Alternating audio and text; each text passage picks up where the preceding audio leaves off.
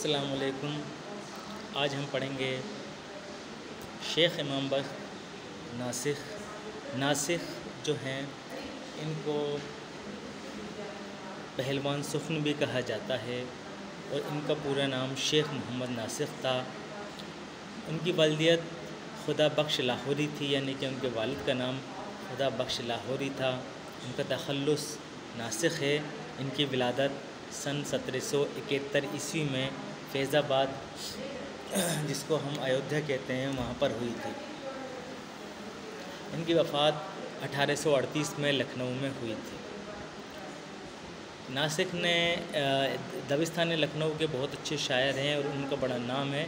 उनके बारे में आबो हयात में मोहम्मद हुसैन आज़ाद ने बहुत तब आज़माई की है और बहुत कुछ लिखा है। नासिख का आबाई वतन लाहौर और शायरी का जो चमन था वो लखनऊ था। उनके वालिद एक तिजारत पेशा आदमी थे जो अच्छी खासी जायदाद छोड़कर चले गए थे, मगर उनके इंतकाल के बाद जब नासिख छोटे थे तो उनके चाचा ने उनकी जो भी चीज़ थी, प्रॉपर्टी थी, उन पर कब्ज़ा कर लिया था। बाला आखिर उनको जहर भी देना चाहा था, मगर वो बच गए और उनको पूरी उनका हक़ था वो मिल गया। इनको बचपन से ही तबा आज़माई का बहुत शौक़ था। तालीम का कोई नज़्म न हो सका तो ख़ुद ही मुताला से अपनी इस्तेदाद पैदा की। नासिख ने शुरू से ही ज़बान की इस्लाह की तरफ तवज्जो की, यानी कि और दूसरे शोराओं के बरअक्स इनको कोई उस्ताद मिल नहीं सके तो उन्होंने ख़ुद से ही अपनी इस्लाह शुरू कर दी और उनको मुताले का बहुत शौक़ था। इसके लिए उन्होंने शेर के दाखिली मौसिन पर तवज्जो नहीं की। नासिख को अपनी तबे से इजहार के लिए मुख्तलिफ़ दरबारों से मुंसलिक रहे, यानी कि वो बहुत ख़ुददार किस्म के इंसान थे और इस वजह से किसी की मुलाज़मत करना उनको पसंद नहीं था, किसी की तरफ आज़ारी करना उनको पसंद नहीं था, किसी की तरफ मुतवज्जे होना उनको पसंद नहीं था। इसलिए उनको ख़ुददार शायर भी कहा जाता है। नासिख को अपनी तबे के इजहार के लिए मुख्तलिफ़ दरबारों से मुंसलिक रहे। वह बहैसियत इंसान एक ख़ुददार इंसान थे। उन्होंने किसी दरबार में बाकायदा मुलाज़मत को पसंद नहीं किया, अगरचे इनके मुख्तलिफ़ दरबारों में मांग थी, यानी कि उनमें टैलेंट था। बहुत सारे दरबार जो हुआ करते थे, रामपुर दरबार हुआ या फैज़ाबाद दरबार हुआ या लखनऊ अवध का दरबार हुआ, दिल्ली दरबार हुआ, वहाँ पर या फिर किसी रणजीत सिंह का दरबार हुआ, वहाँ पर उनकी बहुत ज़्यादा मांग थी, मगर उसके बावजूद भी ख़ुददारी की वजह से वो किसी की मुलाज़मत को पसंद नहीं किया और उनके हम असर शोरा दरबार से मुनासिब रहे। नासिख ने सारी ज़िंदगी मजरू बसर की, यानी कि किसी के आगे हाथ नहीं फैलाया, किसी के आगे मुलाज़मत की पेशकश नहीं की। तज़किरों में ख़ुसूसन आब हयात जो मोहम्मद हुसैन आज़ाद ने लिखा था, इनमें शेख साहब का वज़ाक़ता, उनके आदात, उनके एतबार, उनकी वर्जिश, उनकी खुराक वग़ैरह के बारे में दिलचस्प बातें हैं। सैर व खाना खाते थे, तो जिस दिन फल खाते तो कोई चीज़ न खाते थे और वर्जिश खूब करते थे। ग़ालिबन इसी वजह से उनको पहलवान सुफ़न कहा जाता है। बड़े ही महज़ब अखलाक, हलीम व तब शख्सियत के मालिक थे।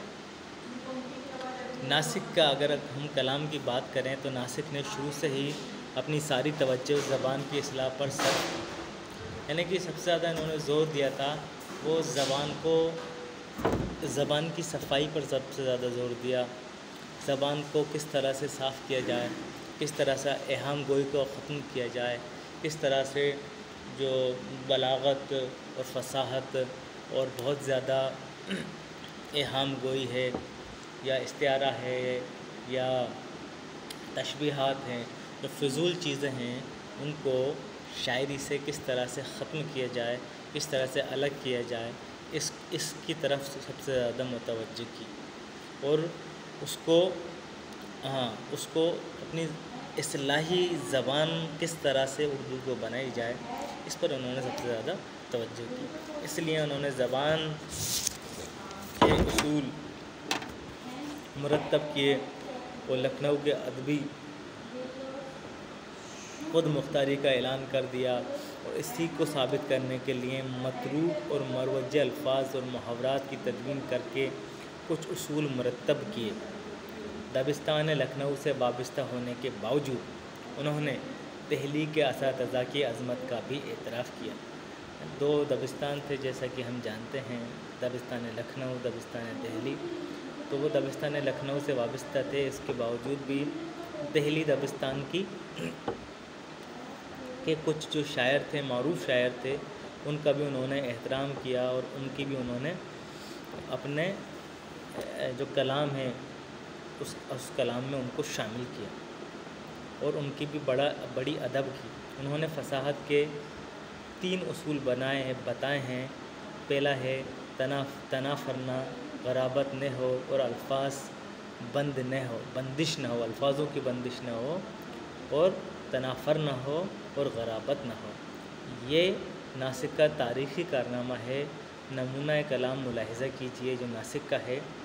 मैं ही कि नासिक नहीं कुछ तालिब दीवान अमीर, कौन है जिसको कलाम अमीर की हाजत नहीं। ज़िंदगी ज़िंदा दिली का नाम है, मुर्दा दिल क्या खाक जिया करते हैं। तो हम इसका गराबत अगर हम कहते हैं तो 3 चीज़ें हैं।